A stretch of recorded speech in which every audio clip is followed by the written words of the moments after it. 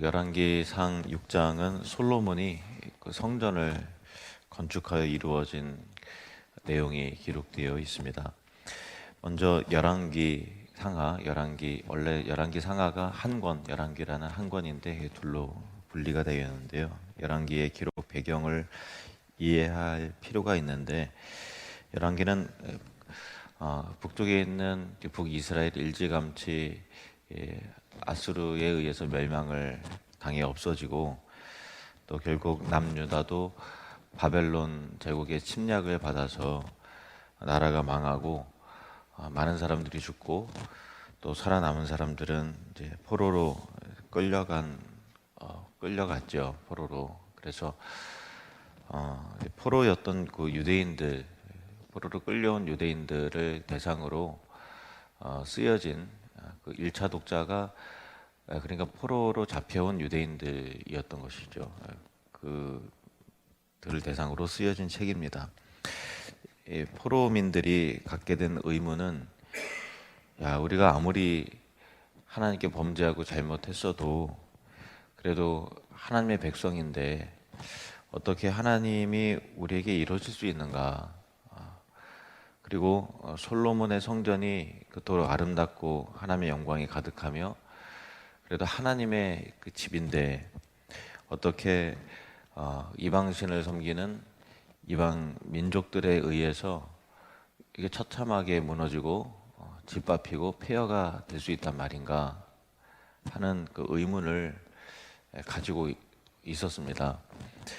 오늘 본문은 그런 의문을 가진 제1차 독자들, 즉 바벨론의 포로로 끌려온 유대인들에게 성전 자체가 너희를 지켜주는 것이 아니라 너희가 하나님의 말씀에 순종함으로 스스로 성전이 되어야만 그것이 하나님 앞에서 바른 가치와 의미를 갖는 것이다 라는 것을 알려주고 있는 그런 것입니다. 그래서 우리가 읽은 본문이 바로 그것인데, 열왕기상 6장 12절 13절을 읽으면, 내가 지금 이 성전을 건축하니, 솔로몬에게 하나님이 하신 말씀이죠.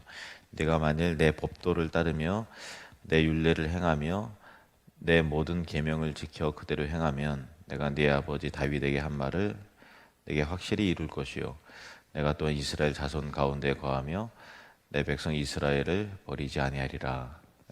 이 말씀을 이스라엘 백성들에게, 후에 이스라엘 백성들에게 상기시키는 그런 내용이죠. 그러니까 성전 그 자체가 이스라엘의 안전을 담보해 주지 못한다라는 거예요. 그러니까 성전을 건축하고 너가 참 잘했지만은 이제 너가 나의 법도와 율례와 계명을 지켜 행해야 된다라고 솔로몬에게, 또 이스라엘 백성들을 그렇게 하나님이 분명히 말씀하셨는데, 이스라엘 백성들은, 솔로몬도 물론이거니와 그 후에 이스라엘 백성들은 성전 자체가 갖는 그 의미에 대한 자부심을 가졌지만 성전 안에서의 예배와 하나님 앞에서의 우리의 성전됨을 소홀히 여기고 우상을 섬기고 또 하나님의 법도를 무시하고 그렇게 행했다라는 것이죠. 그래서 하나님은 그들이 하나님의 율례와 법도를 따라 살 때에만 이 백성을 버리지 않겠다라고 분명히 언급하셨던 부분들을 확인시키는 것입니다. 그래서 이것은 왜 하나님의 성전이 있는 예루살렘이 멸망해야 했는가라고 묻는 바벨론 포로민들에게 꼭 필요한 대답이었던 것입니다. 또한 이것은 오늘날 우리에게도 많은 교훈을 줍니다. 내가 단지 교회에 다닌다는 것으로 복을 받으리라 생각하면 안 된다는 것이죠. 내가 단지 기독교인이라는 것으로 약속된 모든 복과 안전이 내게 보장된다고 생각하면 안 됩니다.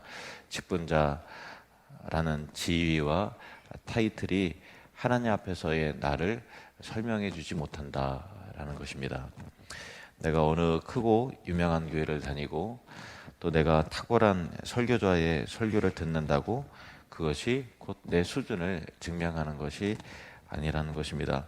우리는 자신의 신앙을 점검할 수 있어야 합니다. 내가 어떤 상황에서도 주님을 정말로 신뢰하고 사랑하는가, 내가 예수님을 제대로 믿고 사랑하며 그의 말씀과 또 그 교훈을 쫓아서 그의 뜻을 바르게 분별하고 또 순종하여 살아가는가? 주님의 사랑이 내 안에 있는가? 나는 참된 예배자인가? 나는 과연 말씀대로 믿고 살아가기 위해서 결단하고 의지적 노력을 다하며 최선을 다하고 있는가 하는 것이죠. 예수님 당시에도 유대인들은 자신들이 아브라함의 후손이라는 것에 택하신 하나님의 백성이다라고 하는 것에 자부심을 가졌습니다. 우리는 선택받은 아브라함의 후손들이기 때문에 너희 이방인들과는 다르다.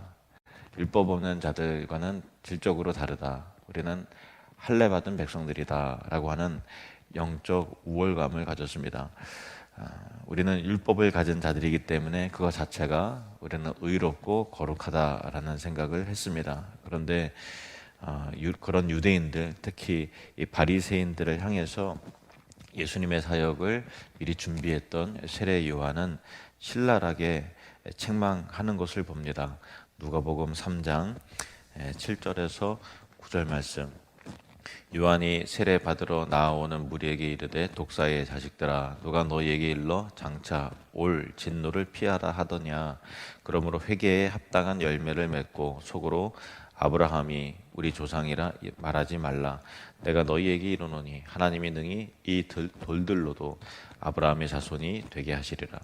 이미 도끼가 나무 뿌리에 놓였으니 좋은 열매 맺지 아니하는 나무마다 찍혀 불에 던져지리라. 출신과 외형과 틀과 형식이 신앙의 본질을 대체할 수 없다는 것이죠. 좋은 열매 없이 입만 무성한 것은 아무런 소용이 없다는 것입니다. 솔로몬이 지은 아름다운 성전의 모습보다 더 가치 있고 귀한 것은 진실로 주님을 경외하고 사랑하고 또 하나님을 예배하는 것, 말씀을 존중히 여기는 것, 하나님의 뜻을 따라 순종하며 살아가는 것, 그것이 본질입니다. 오늘날도 주님은 신령과 진정으로 예배하는 자들을 찾으십니다. 오늘날도 우리 하나님은 마음과 뜻과 힘을 다해서 온 마음을 다해서 하나님을 사랑하는 자들을 찾으십니다. 오늘도 주님은 믿음이 삶으로 증명되는 신실한 자들을 기뻐하십니다. 어느덧 6월이 되었고 이제 여름이 거의 다가오고 있습니다. 그리고 2024년도도 절반이 지나가는 시점이죠. 자신의 신앙을 점검하여 껍데기 신앙인이 아니라 정말 주님을 사랑하고 따르는 신실한 제자들이 되시기를 바랍니다.